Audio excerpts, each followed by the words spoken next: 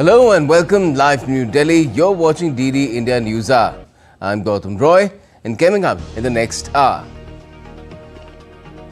Sri Lankan President meets India's Prime Minister in Delhi, says won't allow island nation to be used in ways detrimental to India.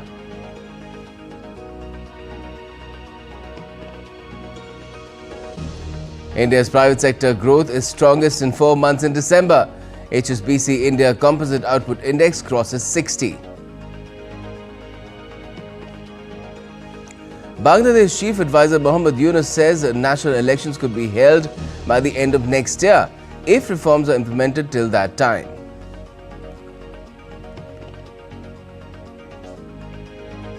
And Cyclone Chido, the strongest storm to strike Mayotte in more than 90 years, leaves a trail of destruction, devastates the French territory and Mozambique.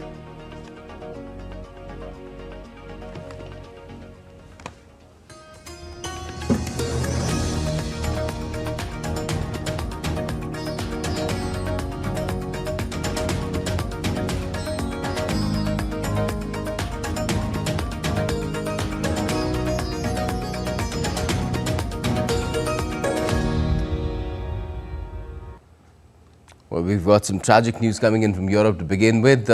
11 Indian nationals have been found dead at a restaurant in Georgia's mountain resort of Gudori. Georgia's Ministry of Internal Affairs has said that no signs of injuries or signs of violence have been detected in an initial inspection. To learn more about it, let's go across to my colleague Amritpal Singh. Amrit, what more details can you share about this tragic incident indeed?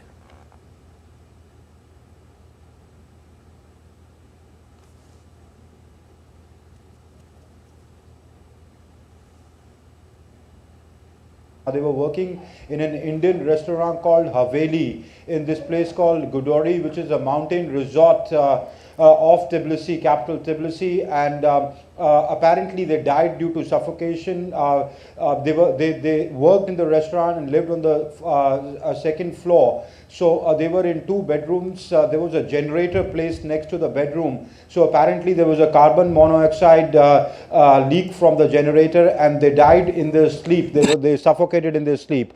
The Indian embassy officials have reached the site. The local authorities have said that there were no visible signs of any injury. They've ordered a post-mortem, but the police is saying that it looks like a case of suffocation due to the leak of carbon monoxide. Of course, the premises of the said restaurant has been sealed. They've ordered a criminal inquiry on the charges of manslaughter due to negligence. And the Indian officials are at the site and are trying to work towards prompt repatriation of the bodies. The embassy is trying to ascertain the details about what state they belong to, but what I understand, most of them belong to Punjab. And so right now the families have been contacted and they're trying to repatriate the bodies after the procedures or formalities of post-mortem, etc. are done.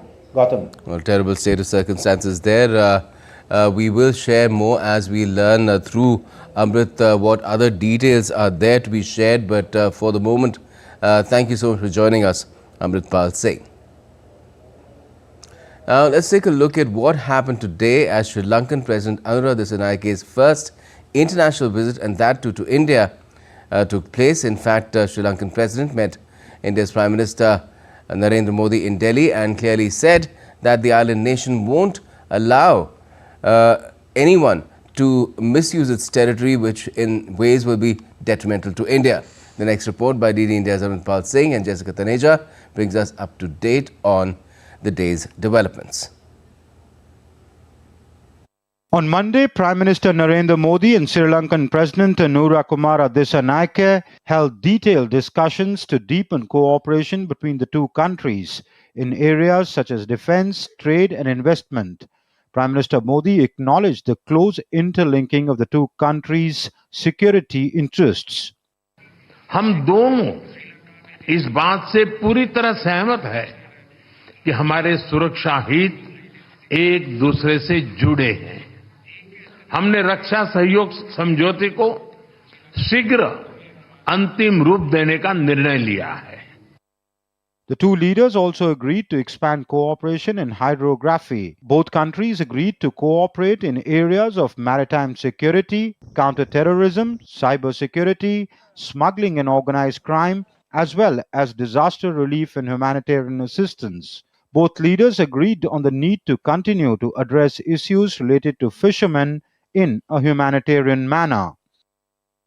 We also want to find a durable and sustainable solution to the fishermen's issue that has become a plague for both countries. The Sri Lankan president, who's on his first international visit since taking office in September, assured Prime Minister Modi that Sri Lanka would not allow its territory to be used in any way that could undermine India's security interests. I have also given an assurance to the Prime Minister of India that we will not allow our land to be used in any way in a manner that is detrimental to the interest of India.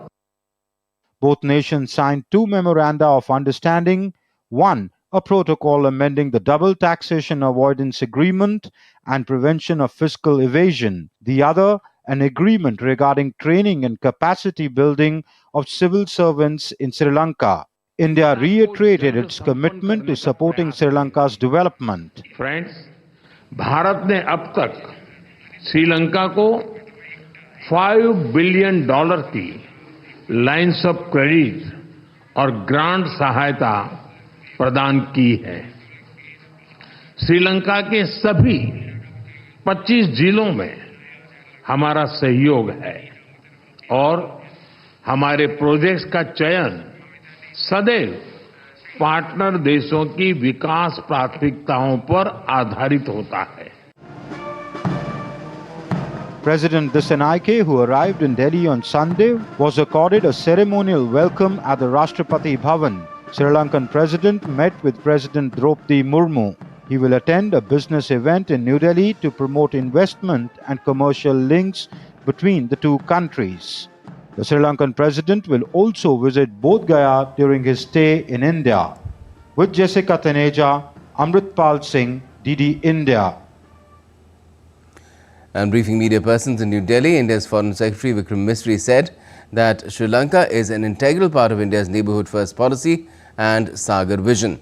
He added that India remains involved in financial stability of the island nation. The fact that he has chosen India to be his first foreign destination after assuming office as president in itself demonstrates the importance that Sri Lanka attaches to the bilateral relationship with India. As you all know, Sri Lanka is also India's closest maritime neighbor and has been an integral part of India's neighborhood first policy and India's vision Sagar. The two countries are civilizational partners with a unique friendship and India has time and again demonstrated that it is a dependable partner and a reliable friend for Sri Lanka. The Foreign Secretary also highlighted how India has boosted the Sri Lankan economy, especially in sectors like tourism. In recent years, India has also been Sri Lanka's largest trade partner. We are Sri Lanka's largest source of tourists. We also happen to be Sri Lanka's largest source of investment. Sri Lanka is also one of the largest beneficiaries of our developmental cooperation program and the recipient of several capacity building initiatives. And we'll be talking about this visit a little later in the show as well with our expert guest. But for the moment, we're moving on. And India has celebrated Vijay Divas and is celebrating Vijay Divas on the 16th of December. That is today, to mark its victory over Pakistan in the 1971 war. The war led to the liberation of East Pakistan and the creation of Bangladesh as an independent nation. The day commemorates the sacrifices made by the defense forces of the country during warfare. Aarti Rana has more.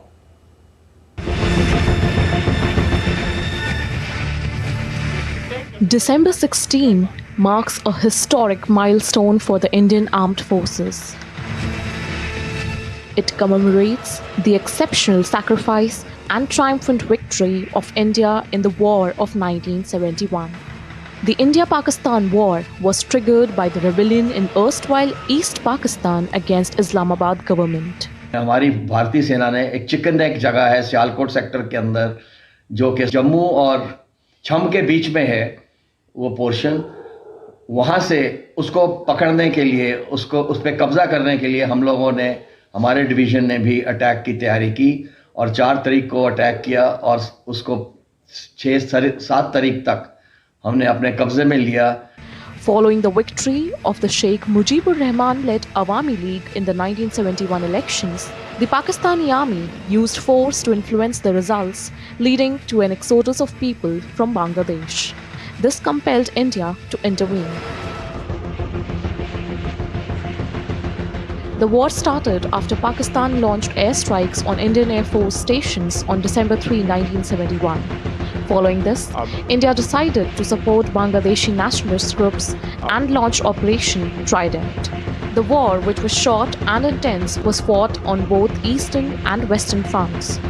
After 13 days of fighting, General Amir Abdullah Khan Niazi, the chief of the Pakistani forces, signed the instrument of surrender to the Indian Army, along with his 93,000 troops, before Lieutenant General Jagjit Singh Arora, then General Officer Commanding-in-Chief of Indian Army's Eastern Command, and it led to the creation of Bangladesh from the former East Pakistan.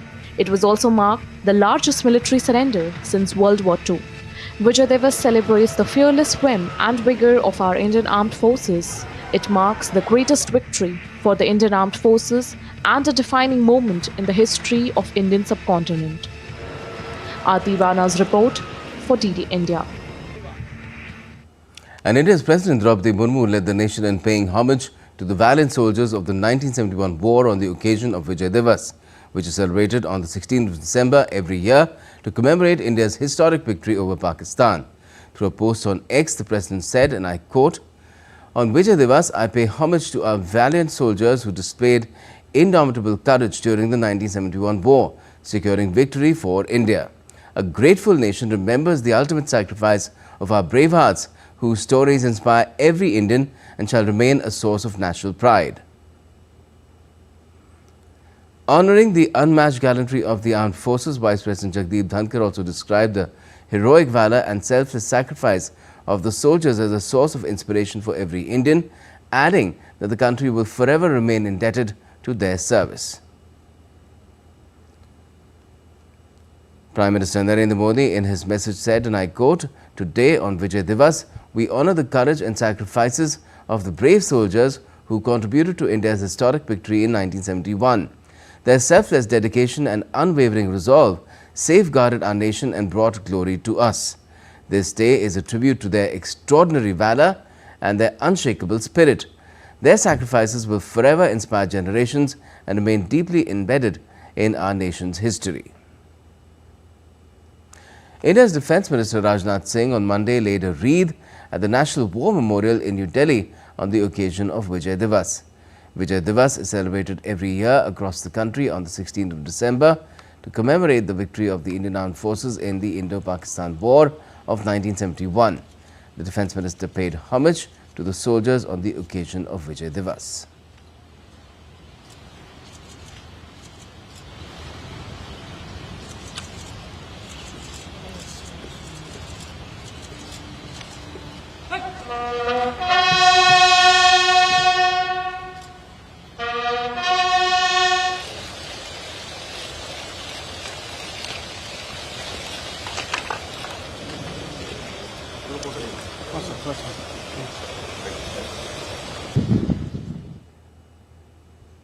And still to come on DD India News Hour. The European Union approves 15th sanctions package against Russia.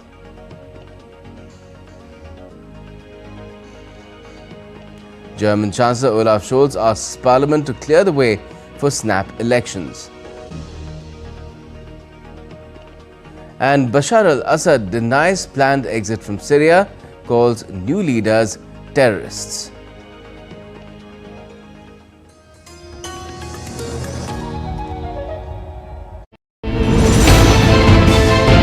geopolitics and trade deals, economic challenges amid development, hard work and the path to prosperity. It's the economy always. Between walkers, money is what money does and says. Supply creates its own demand. Between the bulls pulls and bears tears. When supply chains globalization and India rises to the podium. We'll get you centered with the economic brief at 8 p.m. every Thursday on DD India.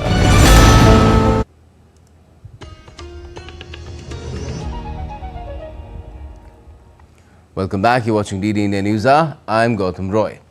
Now, in Bangladesh, the 16th of December is commemorated each year as Victory Day. On this day in 1971, the Pakistani armed forces were defeated in a war to liberate Bangladesh and establish it as an independent country. But Victory Day this time around has come with significant political developments. While deposed Bangladesh Prime Minister Sheikh Hasina used the occasion to fire a salvo at the Bangladesh interim government and its head Mohammed Yunus, the government's chief advisor himself made a major announcement about the nation's democratic fate. Take a look. Under pressure from different political quarters to come out with election dates after the ouster of the Sheikh Hasina government in August by a students-led movement, Bangladesh's interim government head Mohammed Yunus chose the occasion of Victory Day to make the announcement. He said general elections will be held late next year or in early 2026. In a broadcast on state television, the 84-year-old Nobel Peace Laureate said election dates could be fixed by the end of 2025 or the first half of 2026. Throughout, I have emphasized that reforms should take place first before the arrangements for an election. If the political parties agree to hold the election on an earlier date with minimum reforms such as having a flawless voter list, the election could be held by the end of November. But ousted Prime Minister Sheikh Hasina issued a hard-hitting statement on social media against the interim dispensation on the eve of Victory Day, or Bijoy Dibosh, as it's called in Bangladesh. Recalling the work done by Bangladesh's founder and her father Sheikh Mujibur Rahman following the liberation and how her government carried it forward to ensure the nation's progress, she questioned, where is that Bangladesh today? Anti-national groups illegally and unconstitutionally seized state power through domestic and foreign conspiracies. This undemocratic group, led by fascist Yunus, has no responsibility towards the people. They are obstructing all public welfare-oriented work by seizing power. The day also saw the Indian and Bangladeshi armed forces coming together to commemorate the 53rd anniversary of the 1971 Liberation War. The Indian High Commission in Dhaka said both sides exchanged greetings and sweets at the Agartala-Akhura border in Tripura.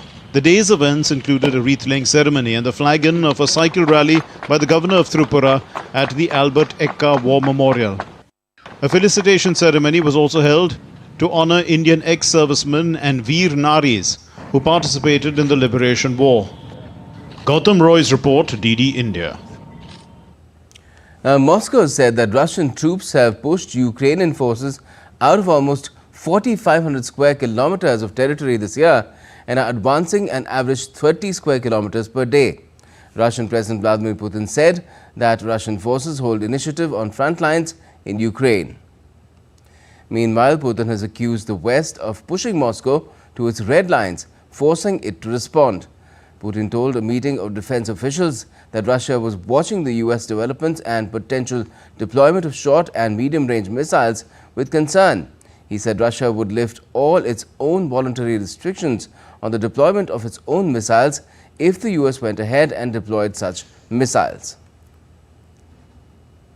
Meanwhile, Ukraine's military intelligence agency has claimed that around 30 North Korean troops have been killed or wounded in fighting against the Ukrainian army at the weekend in Russia's Kursk border region. This is the first reported casualty since the Pentagon and Ukraine announced that North Korea has sent about 10,000 troops to Russia to help it in the almost 3-year war. The casualties took place around 3 villages in Kursk, where Russia has for 4 months been trying to quash a Ukrainian incursion, the agency, known as its acronym GUR, said in a public post on the Telegram messaging app. North Korean leader Kim Jong-un has pledged unwavering support for Russia's full-scale invasion of its neighboring country under a mutual defence pact. The European Union has adopted the 15th package of sanctions against Russia over its conflict in Ukraine, including tougher measures against Chinese entities and more vessels from Moscow's so-called shadow fleet. According to an EU Commission statement on Monday, the new sanctions package adds 52 vessels from the shadow fleet that try to circumvent Western restrictions to move oil, arms and grains. It brings the total listed to 79. The EU began adding ships earlier this year in response to an increase in the number of vessels transporting cargoes that are not regulated or insured by conventional Western providers. The listing includes vessels that delivered North Korean ammunition to Russia. The new restrictions add 84 new individuals and entities, including 7 Chinese persons and entities. The Chinese additions will be the first fully fledged sanctions on the country that include a travel ban and asset freeze. German Chancellor Olaf Scholz has asked the nation's parliament to declare it has no confidence in him, taking the first formal step towards securing an early national election following his government's collapse. Scholz framed the snap election as an opportunity for voters to set a new course for Germany, casting it as a choice between a future of higher investment and one of cuts that he said the Conservatives were promising. After Parliament's verdict, Scholz can request for dissolution of the legislature by President Frank-Walter Steinmeier, who has already endorsed his timetable. We owe our citizens decency and seriousness, as I have already said, but the reason for my decision to end the coalition government was something else. It was caused by an even more important question, namely the question of whether and how we invest in our country. Powerful and determined or small-minded and despondent, everything else depends on this question. Our security, our future prosperity, the competitiveness of our economy, good work and education, and last but not least, social cohesion in the country. And we've just learned that the Chancellor has lost that vote, so the snap election plans can move further ahead. Now, Cyclone Chido, the most powerful storm to ever strike Mayotte, has caused widespread destruction across the French island. The authorities have reported that the death toll could reach into thousands. The cyclone, which hit on Saturday, has left entire neighborhoods flattened and disrupted vital services, including water and electricity. DD India's Rahul Padhyay's report.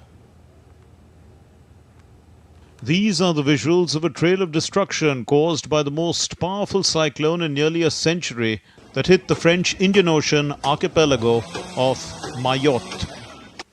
It is believed that at least 1,000 people are feared killed. Cyclone Chido has devastated the French overseas territory of Mayotte that lies between Madagascar and Mozambique in the Indian Ocean. Located nearly 8,000 kilometers, about 5,000 miles from Paris, Mayotte is significantly poorer than the rest of France and has grappled with gang violence and social unrest for decades. More than 3/4 of the people live below the French poverty line. The cyclone thrashed the island with winds of up to 225 kilometers per hour, laying waste to the island's airport and cutting off electricity, water and communication services. I was screaming because I live on my own. I live on my own, but I have neighbors, and after 1 hour of wind, my neighbors came because I had called them on the phone. I was lucky that the phone worked. I called them and they broke my door down and we could be together. According to a news agency report, a relief and rescue plane with around 3 tons of medical supplies, blood for transfusion, and 17 medical staff left to join efforts at Mayotte. French Foreign Affairs Minister Jean-Noël Barrot said on Monday that his government will be working with the European Commission to support the reconstruction of Mayotte Island. This week we will be working with European Commission to ensure that European solidarity is in place to support the reconstruction effort that lies ahead.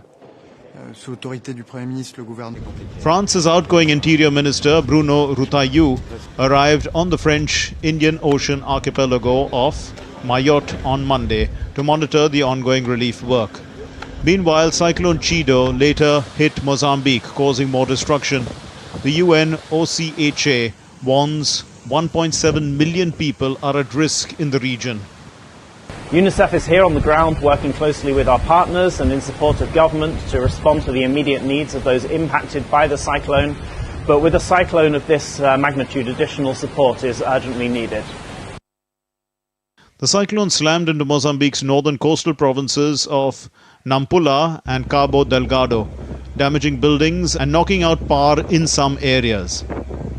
National Institute of Meteorology said 2 people were killed in the Cabo Delgado city of Pemba, and a 3-year-old child was reported to have been dragged away by the storm in Nampula.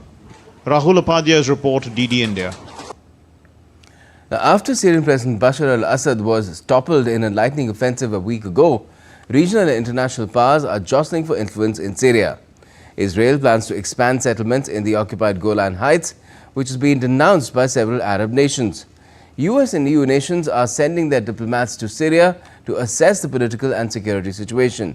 And Russia has made it clear that it has not yet taken any final decision on the fate of its military bases in Syria. Meanwhile, the United Nations Under Secretary General of Humanitarian Affairs, Thomas Fletcher, has arrived in Damascus to meet with officials of the HTS, which ousted Syrian President Assad.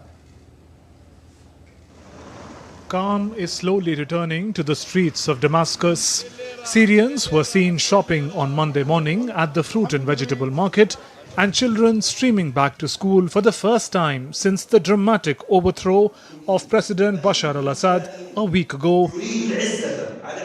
Meanwhile, the Israeli government has unanimously approved a comprehensive plan to expand settlements in the occupied Golan Heights, allocating more than $11.13 million to the initiative. Prime Minister Benjamin Netanyahu, who proposed the plan, cited security concerns along Israel's border with Syria as justification of his decision. The expansion initiative includes funding for education, renewable energy projects, a student village, and organizational development support for the Golan Regional Council to accommodate an influx of new residents. The announcement has triggered swift condemnation from multiple Arab nations. The UAE, Qatar and Saudi Arabia denounced the decision, reaffirming their commitment to Syria's territorial integrity. In another development, Israeli Prime Minister Benjamin Netanyahu spoke with US President-elect Donald Trump about developments in Syria and a recent push to secure the release of Israeli and foreign hostages held by Hamas in Gaza. I discussed all of this again last night with my friend US President-elect Donald Trump. It was a very friendly, very warm and very important conversation. We talked about the need to complete Israel's victory, and we also talked at length about the efforts we are making to free our hostages. We constantly continue to work tirelessly to return our hostages home, living and dead alike. Meanwhile, regional and international powers are jostling for influence in Syria after Assad was toppled in a lightning offensive. Qatar has decided to reopen its embassy in Syria after over 13 years. A Qatari delegation also landed in Syria to meet the transitional government officials. EU ministers for foreign affairs discussed the bloc's stand on Syria on Monday. The European Union instructed its top diplomat for Syria to go to the country's capital Damascus and make contact with the new government. I've also tasked European top diplomat in Syria to go to Damascus to make the contacts with the new government and people there. And of course, what more steps are we willing to take if we see that Syria goes to the right direction? The outreach from Brussels comes after the United States and Britain said they had made contact with new authorities in Damascus, and France has said that it will send a team of diplomats to Syria on Tuesday to assess the political and security situation there. Kremlin has also made it clear no final decision has yet been taken on the fate of Russia's military bases in Syria, and that it was in contact with those in charge of the country. Bureau Report, DD India. Meanwhile, Bashar al-Assad on Monday said he fled Syria only after Damascus had fallen and denounced the country's new leaders as terrorists. In his first remarks since rebels seized the capital and unseated him, the leader said in a statement on the ousted president's Telegram channel that an Islamist-led rebel alliance launched a lightning offensive from its northwest Syria bastion on the 27th of last month, swiftly capturing major cities from government control and taking the capital on the 8th of December. He added that his departure from Syria was neither planned nor did it occur during the final hours of the battles, as some have claimed. Assad said that he remained in Damascus carrying out his duties until the early hours of the 8th of December. And still to come on DD India News Hour. We'll be speaking with our expert guests about how New Delhi and Colombo have worked on building upon their ties during Sri Lanka President's first foreign visit after assuming office. Parliament's upper house, Rajya Sabha, witnesses a fiery debate on 75 years of India's constitution. And India's Prime Minister Narendra Modi is to inaugurate and lay foundation stones for 24 projects in the western state of Rajasthan on Tuesday.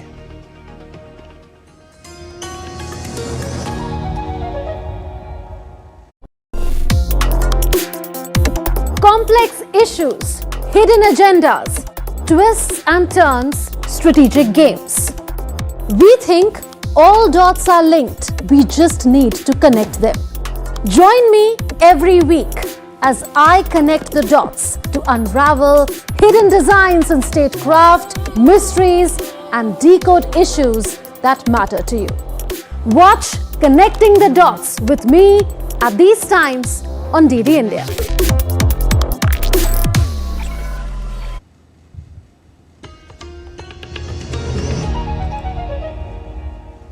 Welcome back. You're watching DD India News Hour. I'm Gautam Roy.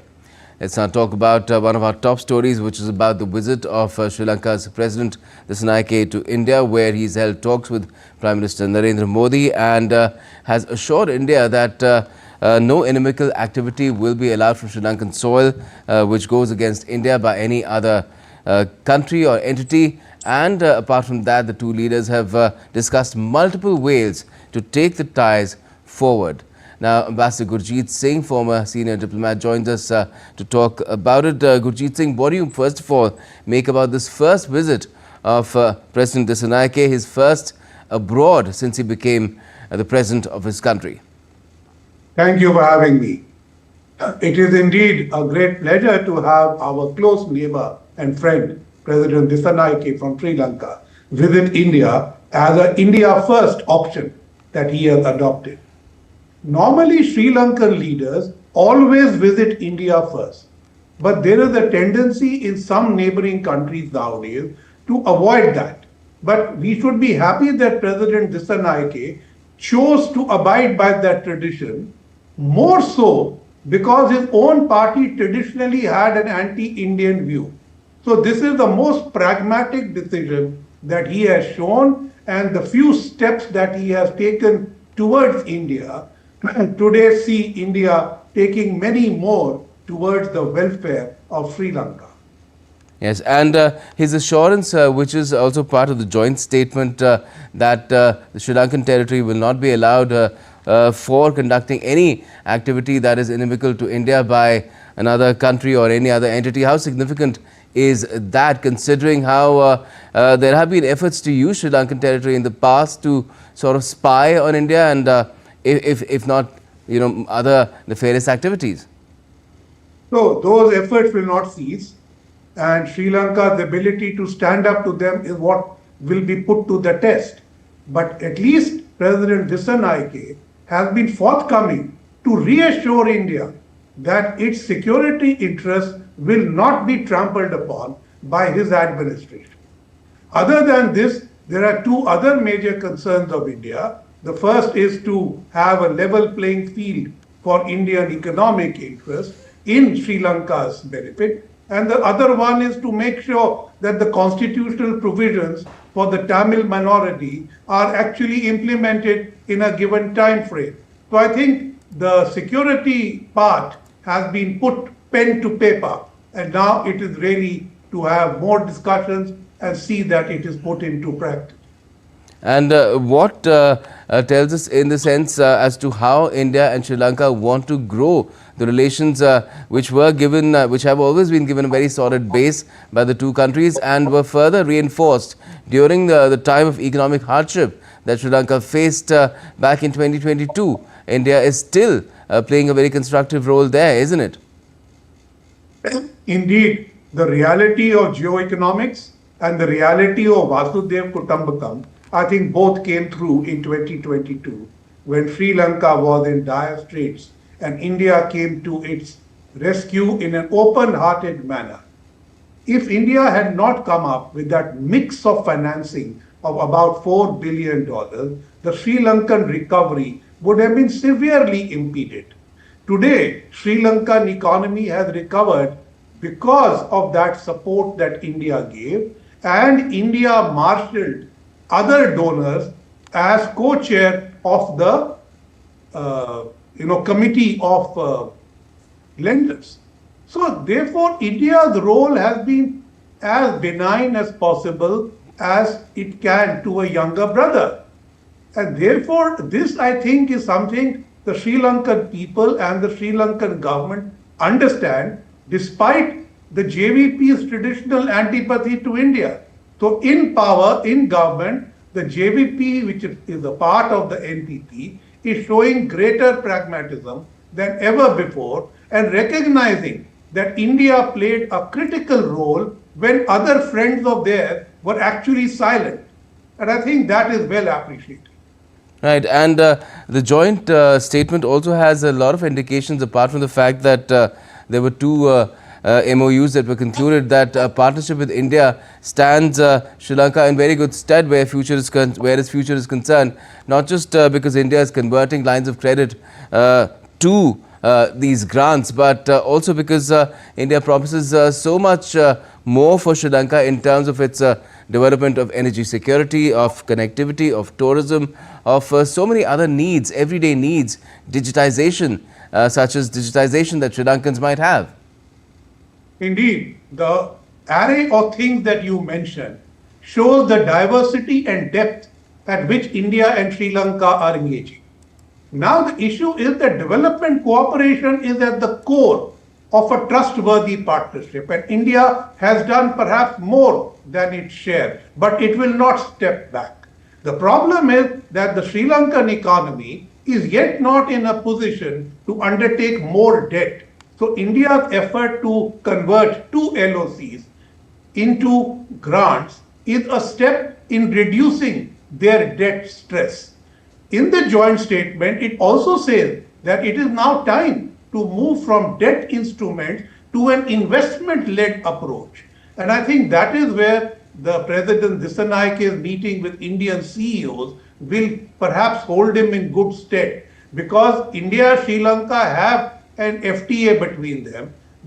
India's greater investment in Sri Lanka and its integration into the Indian economy can bring far greater positive economic impact in Sri Lanka, not only to the government's reserves, but to the people of Sri Lanka. You mentioned tourism, there is scholarships, there is training, there is education, and there is the entire India stack availability to help Sri Lanka modernize and digitize its economy without cost, because most of this is coming as grants.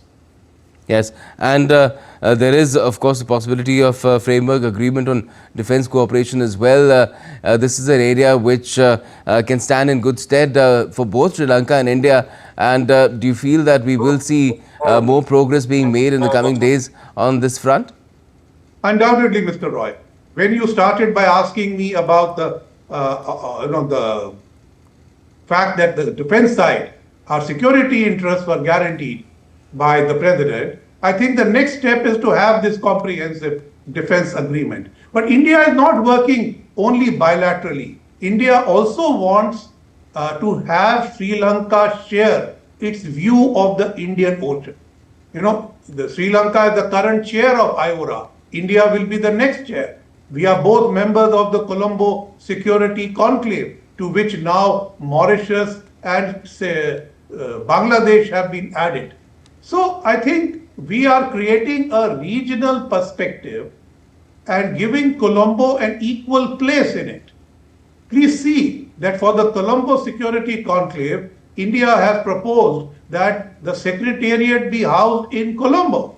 This is very much like BIMSTEC, where we offered and we sought that Bangladesh should host the Secretariat, and originally Nepal hosted the Secretariat for SAR. So India believes regional integration must allow our friends in the neighborhood to play their own role and feel the impact. And I think that is what India is doing, not trying to hog the limelight, but give our neighbors a share of it.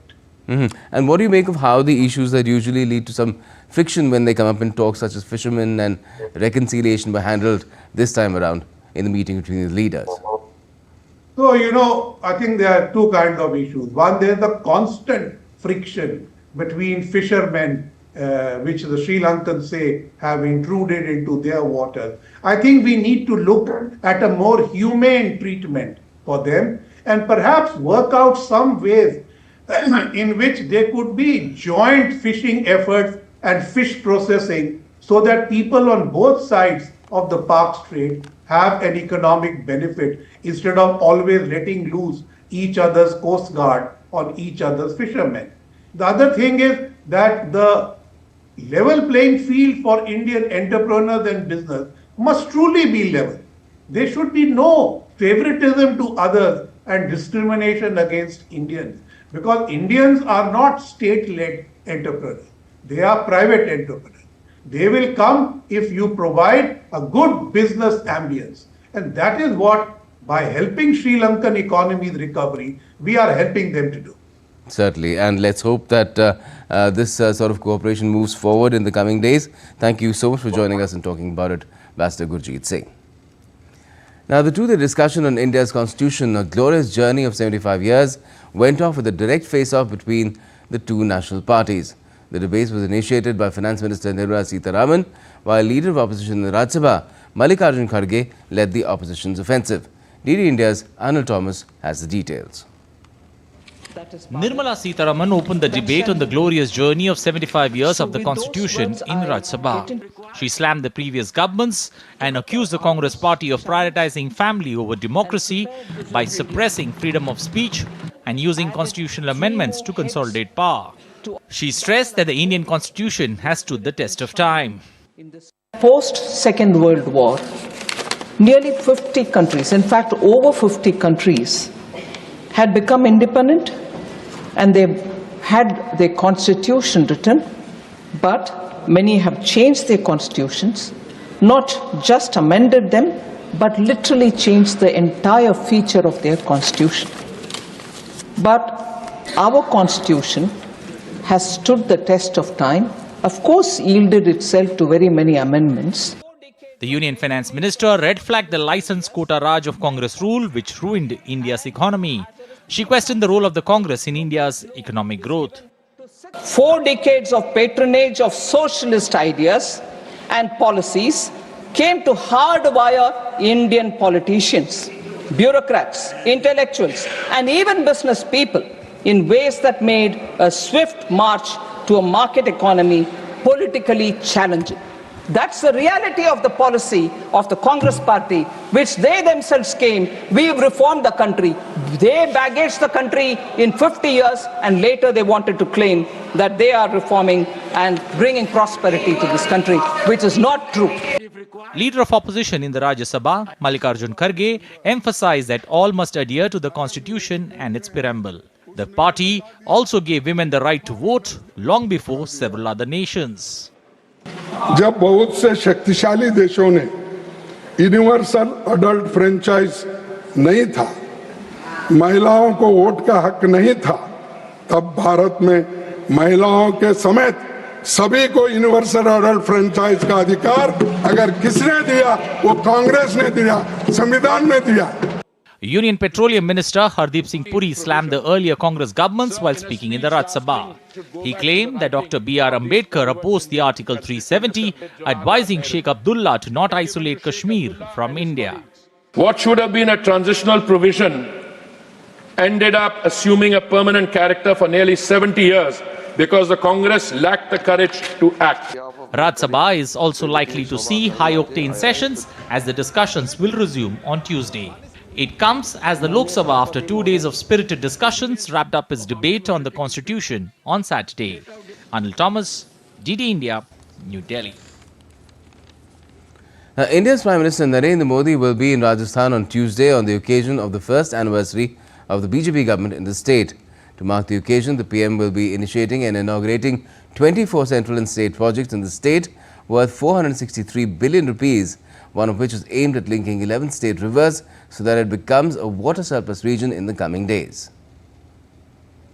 To mark the first anniversary of the Bharatiya Janata Party government called Ek Varsh Parinam Utkarsh in Rajasthan, Prime Minister Narendra Modi will inaugurate and lay the foundation stone of 24 projects related to energy, road, railways and water worth over 46,000 crore rupees at Jaipur, Rajasthan on Tuesday. Rajasthan Chief Minister Bhajan Lal Sharma took stock of the preparations for the mega event. Bharatiya Janata party की बनी हुई सरकारें हमेशा जनता के बीच में जाकर के अपना हिसाब करती हैं, पूरे समय का हिसाब देती हैं, हर साल हिसाब देती हैं कि हमारी ये डबल इंजन की सरकार.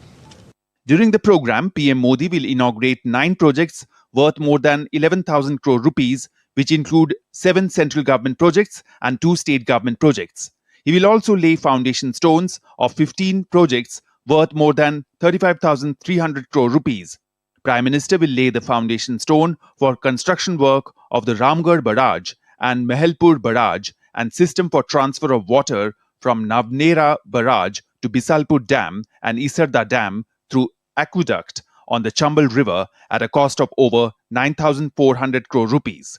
PM will lay the foundation stone for installation of rooftop solar plants on government office buildings, development of one 2,000 megawatt solar park and 2 phases of the 1,000 megawatt solar parks in Pugal, Bikaner and drinking water transmission line. Foundation stone will be laid for works related to Luni, Samdari, Bhildi double line, Ajmer, Chanderia double line and Jaipur, Savai Madhopur double line railway project, as well as other energy transmission related projects. Madhya Pradesh Chief Minister Dr. Mohan Yadav and Union Minister of Power C.R. Patil will also be present on this occasion, as one of the projects involves linking of 11 rivers in Rajasthan, which is projected to make it a water surplus state. After a splendid victory against the Congress party in Rajasthan, the Bharatiya Janata Party is all pumped up. On its first anniversary, the Bhajan Lal government is all set to welcome the Prime Minister. Prime Minister Narendra Modi would be dedicating projects worth 46,400 crores to the people of the state. And this includes energy, rail, road and water. With cameraman Sanjay Jaina in Jaipur, this is Vishal Beristo for DD India. India's Home Minister Amit Shah paid tribute to the martyrs who laid down their lives fighting Naxalism in Jagdalpur, Chhattisgarh. He also met the families of the martyred soldiers and the families of the victims of Naxal violence. The Home Minister commended the Chhattisgarh government for establishing a memorial to honour 1,399 martyrs who made the supreme sacrifice in their valiant struggle against Naxalism.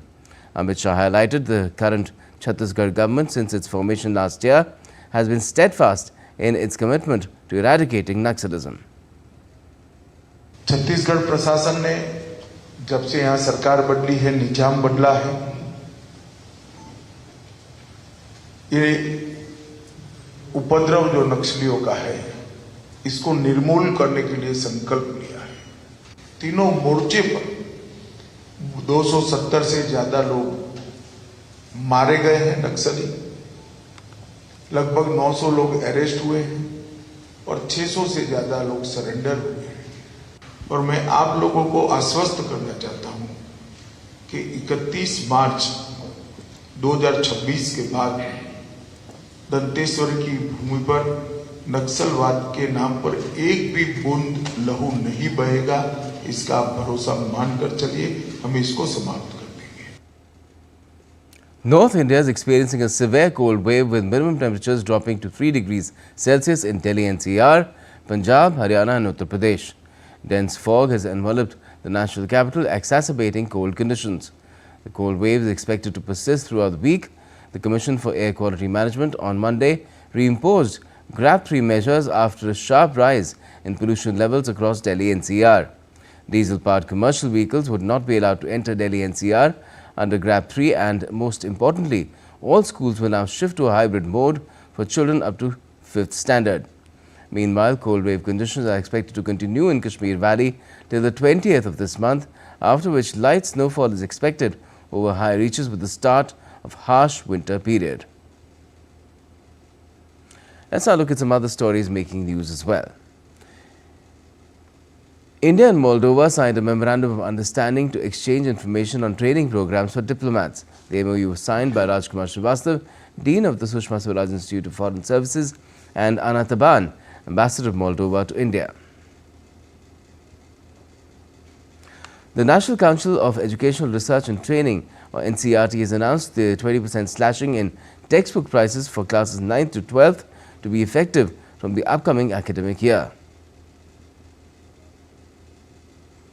The world's largest religious festival, Mahakumbh 2025, is all set to commence next year in Prayagraj, Uttar Pradesh. Devotees from across the globe are expected to participate. Preparations for this grand event have been underway for over a year and are now in their final stages.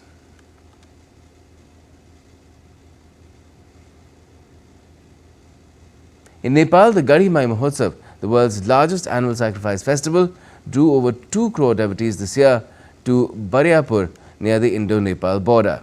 Held once every 5 years, the 14-day Hindu festival concluded on Sunday despite decades of protests by animal rights activists. While NGOs campaign to end the rituals, locals say the festival remains vital for tourism, boosting the economy and drawing visitors from Nepal and India. Now, there's some good news on the economy front in India. Its private sector output has grown at the fastest pace in 4 months, preliminary readings from a survey have showed. This has helped the economy end 2024 on a positive note, underpinned by sturdier demand in services and manufacturing and record job growth. Monday's HSBC December Flash India Composite Purchasing Managers Index compiled by S&P Global rose to 60.7 this month, matching August's reading after dropping to 58.6 in November.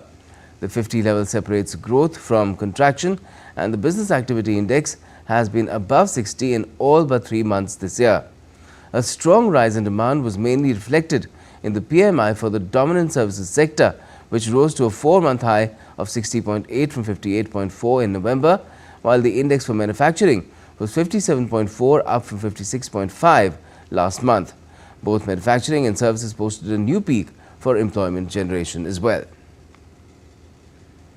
India's merchandise exports in November stood at $32.11 billion, while imports were at $69.95 billion. Overall exports, including services, reached nearly $78 billion. The trend shows strong performance in non-petroleum and service exports. India has identified 25 focus countries in 6 key sectors, each in manufacturing and services, to drive growth. Now time to get to some sporting updates as well. Well, Indian women's hockey team beat China 3-2 in penalty shootout in the final of the Women's Junior Asia Cup on Sunday to successfully defend its title. Jinjua Tan scored the first goal for China, but Kanika Siwaj bagged the equalizer in the 3rd quarter for India as the match went into a penalty shootout. India's goalkeeper Nidhi made 3 crucial saves during the penalty shootout to help her side lift the title. Both sides were equal stride for stride in the 1st quarter as they tried to find an opening goal. It was all to play for in the final 15 minutes for the game as both sides went hammer and tongs in search of the winning goal. In the penalty shootout, Sakshi Rana, Ishika and Sunelita scored for India to defend their title. India's Prime Minister Narendra Modi extended his wishes to the Indian junior women's hockey team for winning the Asia Cup title on Monday. On a social media post, Prime Minister Modi wrote, and I quote, "Congratulations to the Indian junior women's hockey team for winning the Asia Cup title. The team showed immense grit and determination. This success also shows the increasing passion towards hockey, especially among the youth. My best wishes to the team for their future endeavours." Unquote. A bad light forced early stumps on day 3 of the Gaba test, with India ending the day at 51 for 4 wickets.